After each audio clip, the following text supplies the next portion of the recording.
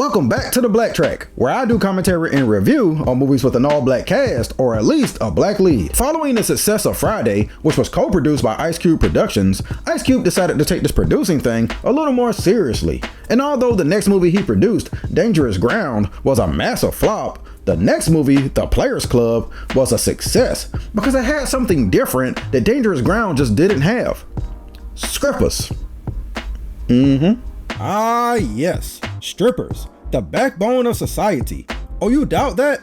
Well, I dare you to find a more diverse and versatile occupation. Strippers are a little bit of everything. For instance, a stripper is a runway model, prancing down the stage in the latest in draws and lingerie. A stripper is also an athlete. You take one look at pole dancing and tell me that that looks easy. I wouldn't be surprised if it makes it to the Olympics one day. And finally, a stripper is a therapist. I can't even imagine the amount of stress that men drop on them on a daily basis, and a stripper makes it all feel better, one lap dance at a time. That's why I feel like it was long overdue for us to have a movie about the greatness of strippers. Although it's not the first movie about exotic dancers, it is the first black movie to be built entirely around the profession. 1998's The Players Club was written, directed, and produced by Ice Cube, who also has a small role in the film. At first glance, it might look like an exploitative and shallow expose of the industry, but The Players Club attempts to tell an actual story that comes across more like a cautionary tale than the softcore porn I expected it to be when I went to the movie theater to see it. The Players Club stars Lisa Ray McCoy in her first theatrical role as Diana Diamond Armstrong, a single mother who ends up down on her luck and sees no way out but to become a dancer at the titular Players Club. It features another one of those who's who type of cast, with a bunch of actors who are well known today, but unfortunately, also a lot of actors who are no longer with us. For the time period it was released, it may feel like The Players Club was a launching pad for some careers, but actually, with the exception of Lisa Ray McCoy, the majority of the cast were already pretty well known, and this movie exists in that kind of an in-between phase after they've already established themselves, but before they blew up. Despite my young and horny expectations, that Ice Cube managed to make a movie that had me actually caring about the story and characters and not all the ass on display? Let's BlackTrack and find out.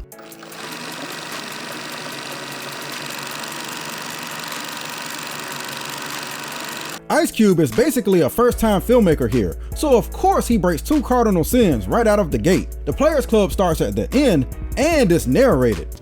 I worked at the Players Club 4 years before it burned down. And to tell you the truth, I'm glad it's gone. I know you all hear me stress about this all the time, and it's been a while since I've explained it, so let me go ahead and tell you again why it's not a good idea. First, it's usually not a very good idea to start your movie at the end at all, but if you must, you at least have to make it as vague and ambiguous as possible. Unfortunately, most movies that start at the end don't. I would say about 90% of them. And when you do this, you kill all the suspense, mystery, or tension your movie otherwise would have had. In the case of The Players Club, we now know that the Players Club burns to the ground in the end, and we know nothing happens to Diamond and she lives. So as you watch the movie, you know she'll never be in any kind of trouble, so you won't take anything that happens to her seriously or really care because you know she wins in the end. The problem with narration is just that it's just kinda lazy, and a good filmmaker could just show you all the things that a character can tell you. Case in point, Diamond tells all of us that she worked at the Players Club, which is unnecessary because duh, the marketing was built on that. That's why we're all here in the first place, to see you. But also that she wanted to go to an HBCU and be a reporter. This is also unnecessary and kind of a frustrating thing about the Players Club, because in the very next scene, we see Diamond arguing with her father about the same thing she's narrating about. So the movie essentially does the right thing and the wrong thing simultaneously. I know most times nobody cares about these kind of things, but it's just one of my pet peeves and something you learn the importance of once you see it done the right way. Anyway, y'all don't care about none of that shit. Kind of crazy that Diamond's dad claims to want the best for his daughter, but then puts her out while she's pregnant, just because she wanted to go to an HBCU instead of an Ivy League school. Oh, so that was the line, Dad? Not the fact that she's about to bring a whole baby into the house. I guess it's true what they say. Black people get more time for less crimes. The fact that she went to live with her baby daddy was such a brief scene that I never even remembered it until this BlackTrack. But for how short a scene it is, look at all this detail. We know they don't cook because they clearly eat Chinese food every day. and we know that one of them has a drinking problem. And they didn't have to tell us any of this. You know why? All you had to do was look at the table. I just wanted to point that out to y'all so that y'all don't think I'm just ranting for no reason. Being a single mother is definitely not the move, but a woman has to do what she gotta do. And no, I don't mean stripping. Not just yet. At least try to get a regular job first, like Diamond does. She goes to work at a Payless shoe store. I don't really even know if it's a Payless or not, but it sure looks like a Payless to me, so that's what it's gonna be. And while she's there, she gets approached by some recruiters. Let me find out that strippers go out and try to get women to join their ranks like the military. Is there a signing bonus too? Do they provide a uniform? These two strippers are Trix, played by Adele Givens, and Ronnie, played by Crystal Wilson, both in their theatrical debuts. Adele Givens was already an established comedian by this point, and she was and still is funny as hell if you ever want to catch one of her stand-ups. Boy, the Players Club sure don't waste any time. Believe it or not, this is only 6 minutes into the movie, and she's already working at the strip club. The first person she meets is the boss man named Dollar Bill, played by Bernie Mac. I like how the scene is bathed in red, like he's literally the devil, and it doesn't help how he stares her down and judges her appearance like she's a prized horse or something. Yeah, turn around. Damn, she got ass. Yeah. But hey, bodies are how he makes his money, so who am I to cast judgment? That little guy is Lil Man, played by AJ Johnson. Both he and Bernie Mac were in Friday, so it's no surprise that Ice Cube reused them for the Players Club. Sadly, they're both gone now, which is a tragedy. In my opinion, Bernie Mac is funny here, but it's not a performance on the level of some of his previous movies.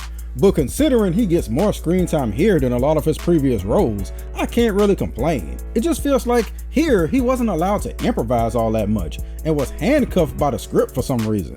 Same goes for AJ Johnson. Something positive I like about the Players Club, other than the gratuitous nudity, I like that too, but I also like these panning shots. I'm a sucker for good cinematography and a good panning shot, and my only wish is that this shot showing Diamond getting ready for her first day and Ronnie showing her around the club was all one shot with no cuts. I think that would have really set the vibe. What we got still gives you a good raw and uncut peek into the backstage of a strip club though, and I like the gritty and underground look to it. I also wish I could show you more of the movie right here, but there's just way too much wiggling and jiggling going on, and I'm not trying to catch a strike. Ronnie is intimidating as all hell, and kinda tall too. Crystal Wilson's bio says she's just 5'8", but you know what? That's kinda tall for a woman, especially with heels on. They picked somebody with the right demeanor too, because it's believable that these women are terrified of her. Oh. Where's my money from the party that you did? I want my money, and I'm not playing with you. Well, let's go, ho.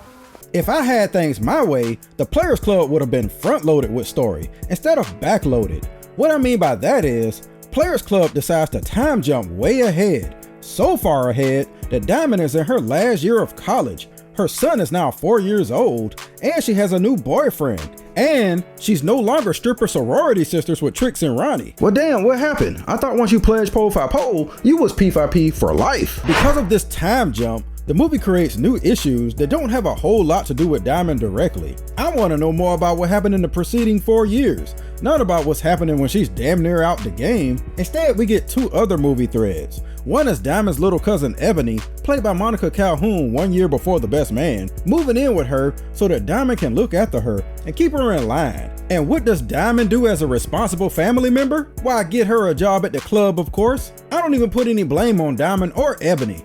For one thing, Ebony is 18 years old, and for another thing, who the hell are Ebony's parents? Because Diamond got put out of the house barefoot and pregnant when she was 18. Why the fuck would you think she was a good influence to live with? The second narrative we have going on is Dollar Bill trying to avoid the men who loaned him the money to open the club. If this was a compilation movie, then these scenes would be considered the wraparound story, because most of the movie centers around this story and the characters in it. And I mean, they are on his ass. For a man who owes somebody money, his security sure is lax. This guy, called the Doctor, manages to sneak his way right on in and test Dollar Bill's gag reflex. Shut up! Oh. Shut up. You open your mouth wide and say, ah. Open your mouth, nigga! Well, what? You better be glad that was just a gun. Hey, I recognize this guy. If you follow my Black's History Month series, then you should recognize him as Half-Dead from the movie Penitentiary. He's the guy who tried to soften up old Leon when he first got to prison. I'm conflicted when it comes to the dollar bill stuff, because it's honestly some of the best stuff in the movie, but it also means that a lot of Diamond's story takes a back seat, which isn't good in my opinion. I wish the two stories intersected better, and more frequently at that, but there's only one aspect of it that ties them together later. But other than that, it literally could have been two completely different movies. Remember how easy it was for Diamond to get a job at the club? All she had to do was do a little turnaround and she was in. I bet it wasn't that easy for the DJ, played by Jamie Foxx. I bet he had to do an entire set to prove himself, and even still he ain't being well compensated for it. I know it feels like I kind of buried the fact that the DJ is played by the Jamie Foxx, but he's honestly barely in it. And his appearance in this is just in kind of a vacuum period, after Booty Call, but before Any Given Sunday. It's also kind of weird that he hates Booty Call so much, because Booty Call is honestly a little better than The Players Club. His one-liners in this movie are hilarious though, because he spends the entire time lamenting the fact that he works there for pennies, and he takes it out on the audience and the dancers every chance he gets. Hey, look here. First of all, I want to welcome all y'all broke-ass entrepot niggas to the Players Club. Starting to smell like Aqua Boogie up in this motherfucker. Straight fish and chips. I don't know whether to spin a record or break out the tartar sauce. All the best characters in this movie are the villains, but they're rarely seen. And man, let me tell you, I completely forgot that both the late Charlie Murphy and Terrence Howard was in this movie, playing henchmen Brooklyn and KC, probably because this was before they were household names. I don't know who I remember these two characters being played by, but it damn sure wasn't these two. Dollar Bill doesn't stand a chance. Not only do these two guys, Brooklyn and KC, show up to the club every single day, but there's also two other guys posted incognito in the club, named Reggie and Clyde, played by Ice Cube and Alex Thomas. They in there every day too. But I guess that didn't set off any red flags. Not when you got regulars like Myron in there constantly. You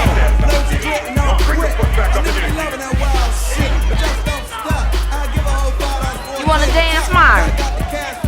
Myron is played by Jimmy Woodard, and he's been in quite a few movies I've already talked about. He was one of the blind rappers in House Party 3. He was also one of the Midnight Falcons in the 5 Heartbeats, and he was several characters in Hollywood Shuffle. Dude is truly a chameleon, and it's no exception here in the Players Club, with him playing a meek and unassuming but loyal patron who takes a liking to Diamond. I always say, once a strip club learns your name, it's time to reevaluate your priorities. At least go to a different club every now and then. What I'm trying to figure out is exactly what it was that made Trix and Ronnie turn so cold to Diamond. It's intriguing, and the reason it's intriguing is because the movie makes you wait for it, dropping little clues here and there. Ooh, ominous. Whatever it is, Diamond is doing everything in her power to make sure that Ebony doesn't go down that same path. But Ebony can't stop being drunk up for a second to listen to reason. She mighty damn comfortable in Diamond's house while her boyfriend is around also.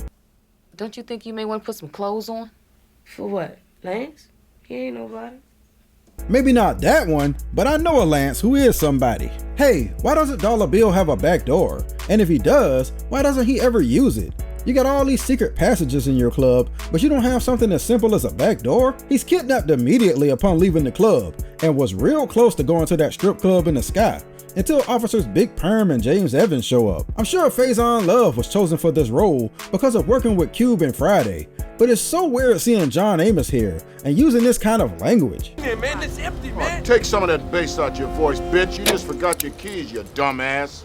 I don't know why that's so off-putting to me, but for some reason it is. Ebony is a handful, and I ain't talking about her backside. How's Diamond supposed to make any money for herself when she got to keep watch on her constantly? She almost gets a train ran on her by Reggie and Clyde because she's too drunk to know any better. And speaking of knowing better, how are Reggie and Clyde going to explain to St. Louis that they missed a Dollar Bill sighting because they were out browsing the Ebony section of the club? This isn't a fair comparison at all, but Monica Calhoun acts circles around Lisa Ray McCoy right here. But like I said, it's not a fair comparison because Lisa Ray is a first-time actress and Monica Calhoun was showing early signs of greatness. But what you trying to do?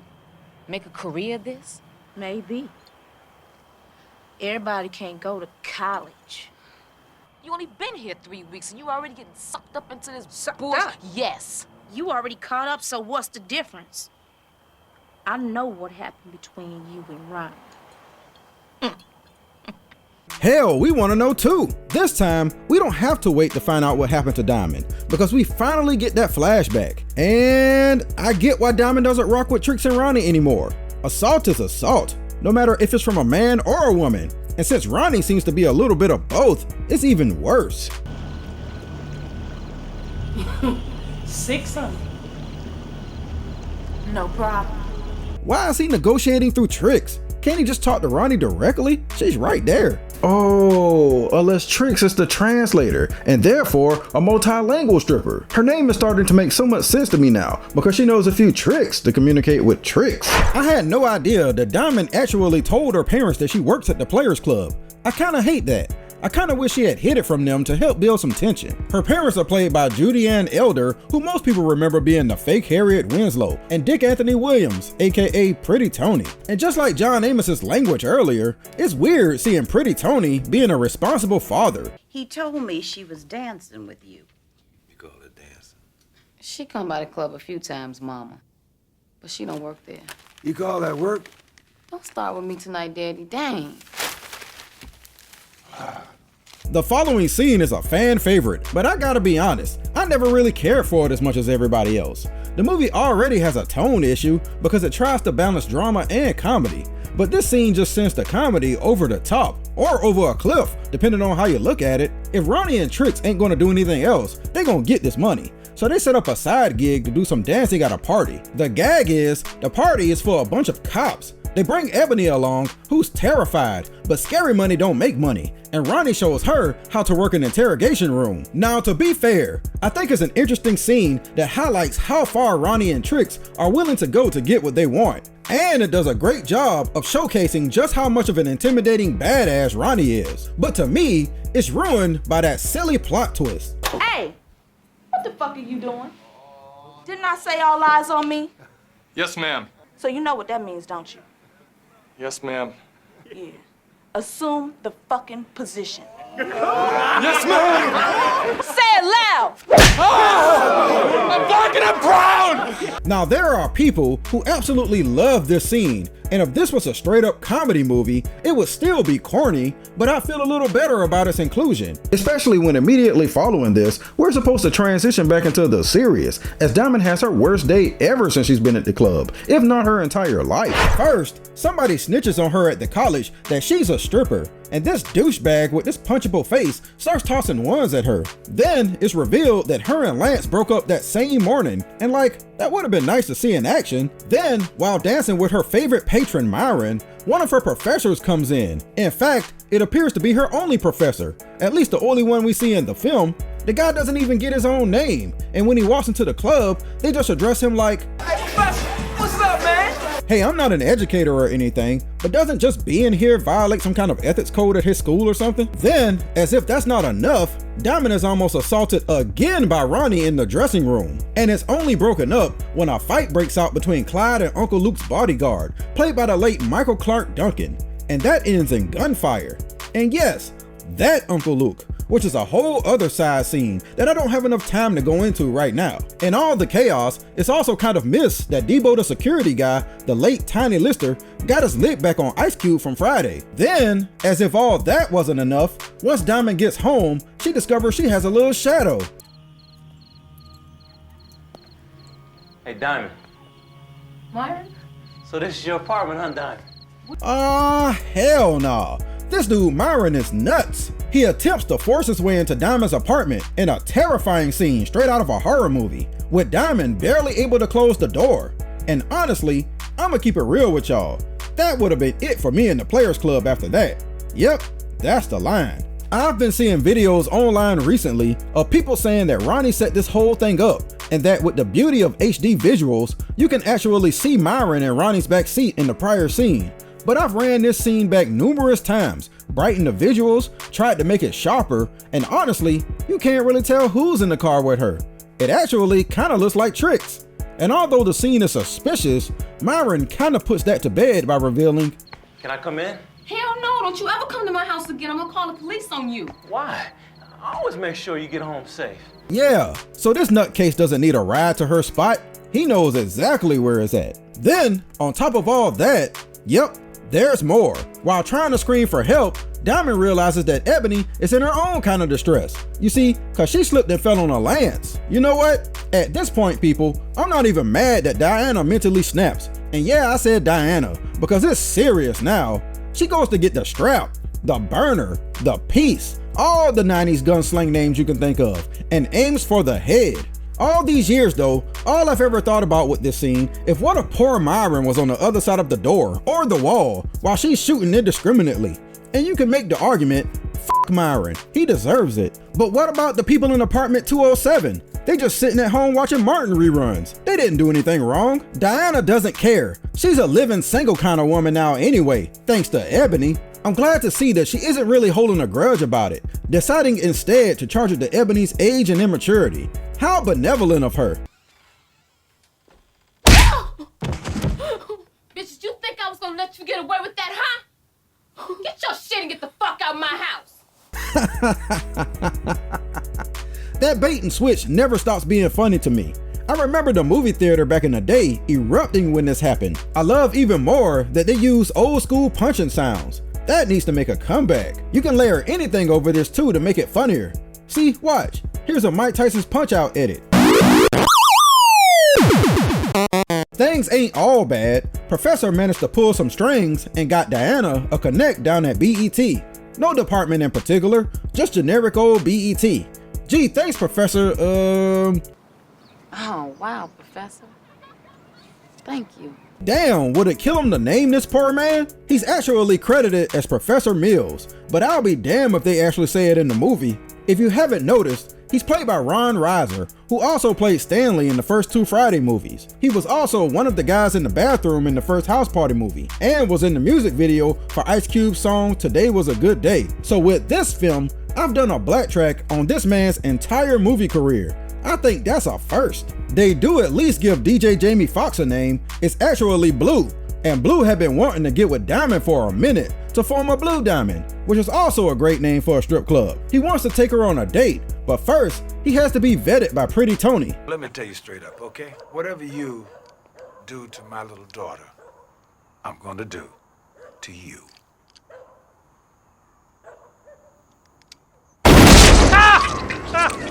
Hey, shouldn't you have done all this, I don't know, maybe before she became a stripper? They go on a simple date, the best kind of date if you ask me, to an ice cream shop. And the entire time, Diamond is getting blown up on her phone by Ebony, who's gotten herself in quite the predicament. Thank the universe that Diamond is one of the privileged few in 1998 who had a cell phone. Otherwise, this could have gone a lot worse. Otherwise, she might have had to try to call Diamond's apartment collect and hang up before the charges. I'm at the hotel, I'm in trouble, come pick me up. You see, Ebony was the only naive fool willing to work a bachelor party for Ronnie's brother Junior. It should have been a red flag that literally everybody else said hell no.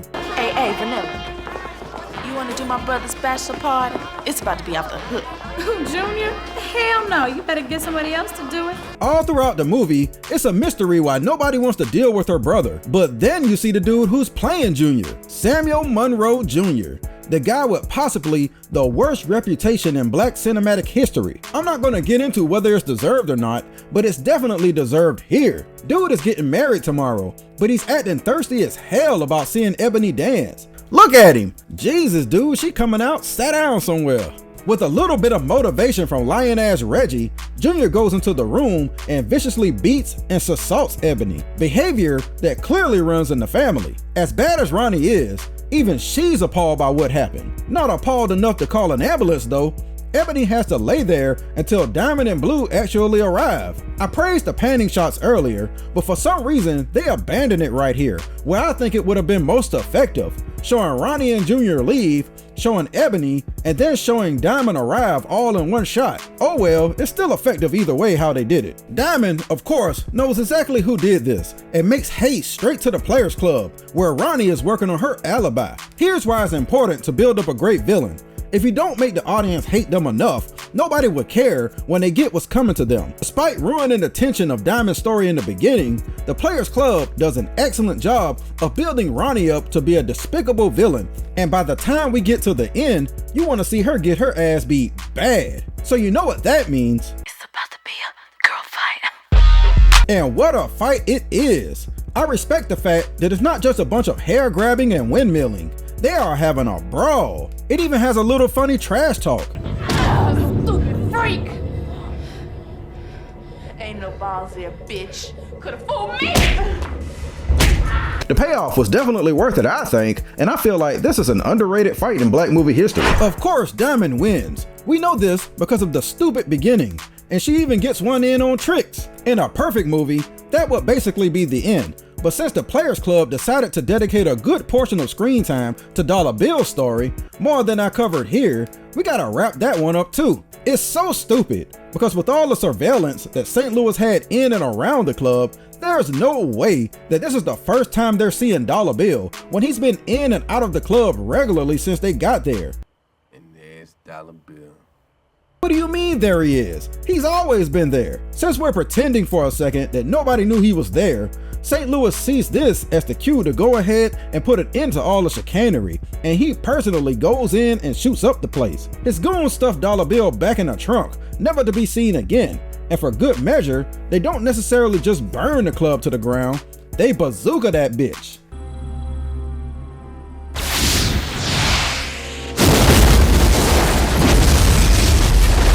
Yeah, that'll do it. We jump forward, or back, or whatever, to Diana looking at the ruins of the club. And we learn that Ebony got a job at the same Payless shoe store that Diana used to work at, as they both repeat the movie's unofficial tagline. Make the money. Don't let it make you. Make that money, girl. Don't let it make you. But wait a minute. Why is she still so beat up? What's up with the timeline in this movie? The boarded up Players Club makes it seem like some time has passed, but yet she's still swollen up. See what happens when you try to do time jumps and callbacks? Let's get to the grade.